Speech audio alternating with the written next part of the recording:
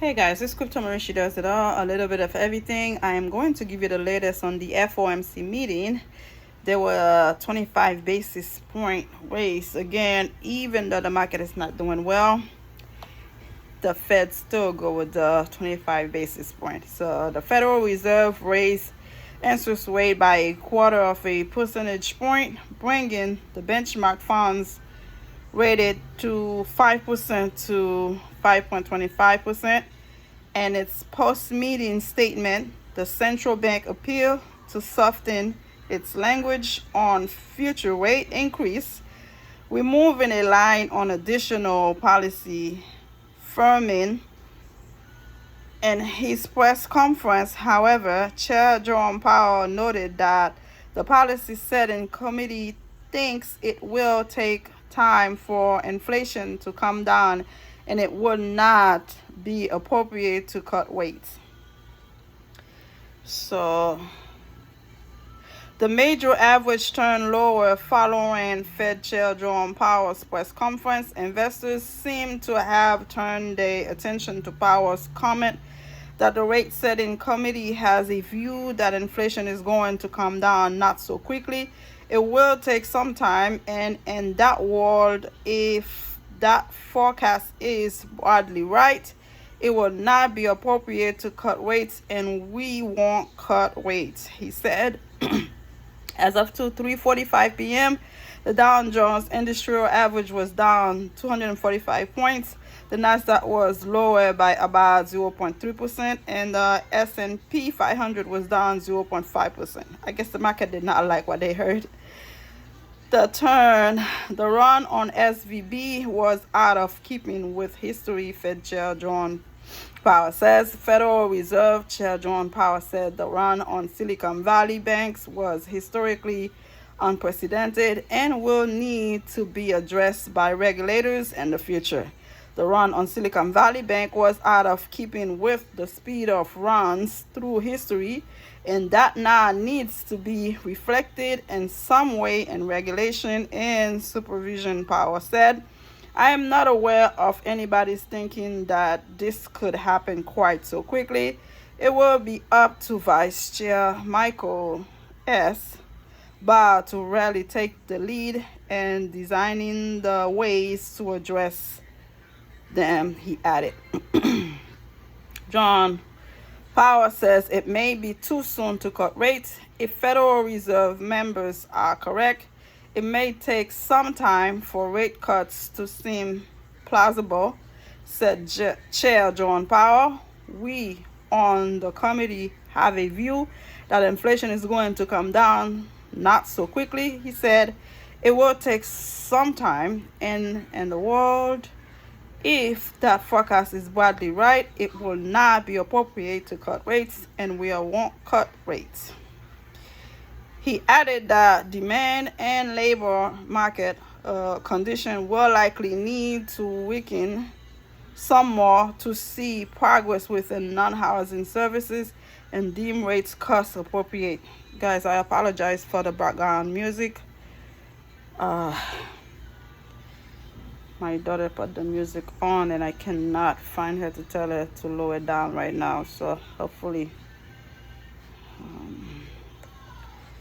Okay, let's see if I read something else. How long do we have here? This is May Fed meeting. FOMC raised rates, opens the door to pausing rate hike. In a move that was widely anticipated by market observers, the Federal Reserve has raised its key interest rate by 0.25 percentage point. This marks the Fed's 10th consecutive rate increase since it began tightening policy back in March 2022. Today's move put the federal funds target rate at a range of 5% to 5.25% going into the decision-making. Experts were saying that today's decision could very well be the final rate hike of the cycle that began last March. The Federal also confirmed that it would continue to allow up to $60 billion in Treasury securities and $35 billion in agency mortgage-backed securities to mature and roll off its more than $8.5 trillion balance sheet each month. This policy of so-called quantitative tightening has been an important part of the central bank's ongoing battle against inflation.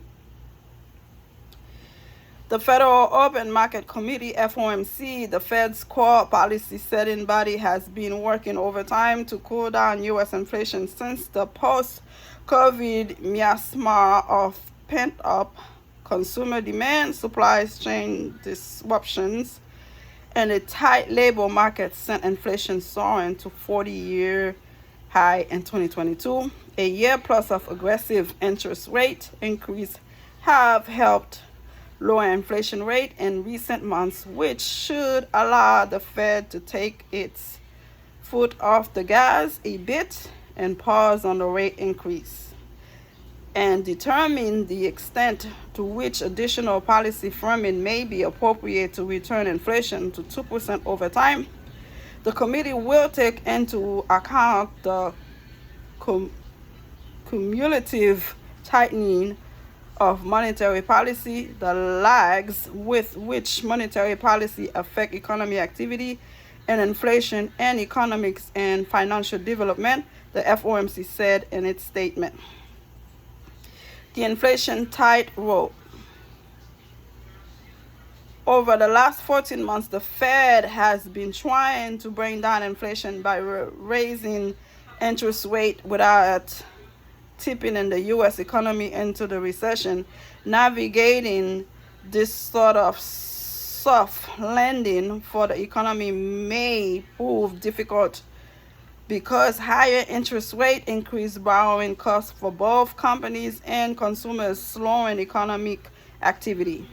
In April, the Labor Department reported the Consumer Price Index, CPI, rose at an annual rate of 5% in March, down from the 6% annual gain in February and the 40-year high of 9.1% in June 2022. Later the month, the Commerce Department reported that the core personal consumption expenditure price index was up 4.6% March, down from 4.7% year-over-year gain in February and a 2022 peak of 5.3%. So-called core PCE is the Fed's preferred measure of inflation, and its long-term target for core PCE inflation is just 2%. Meanwhile, the U.S. labor market has remained tight, making the FOMC tight against inflation more difficult. The Labor Department reported the U.S. economy added 236,000 jobs in March, just short of economists' expectations. More minutely, the report noted that U.S. wages were up 4.2% year over year in March. Higher wages increased labor costs for companies, which often choose to pass those costs on consumers by raising price on goods and services. To further complicated matters, raising interest rates contribute to U.S. regional banking crisis that the tightening credit market and undermine confidence in the financial sector. And early May, First Republic Bank was seized by regulators and sold to JP Morgan Chase, joining March Bank failure, Silvergate, Silicon Valley, and Signature Bank.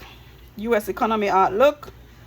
Fed economists are anticipating a difficult year for the U.S. economy in 2023. In March, Fed officials projected that the Fed funds rate would end 2023 around 5.1% and indicated that there would be no Fed pivot to rate cuts until 2024. The FOMC projects a 2023 U.S. unemployment rate of 4.5%, up from the 3.5% current unemployment rate.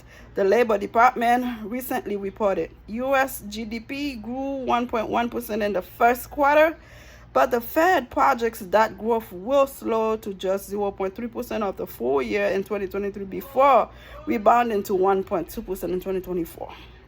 While inflation will likely continue to trend lower, the Fed projects core PCE inflation of 3.6% this year will still well above its 2% target.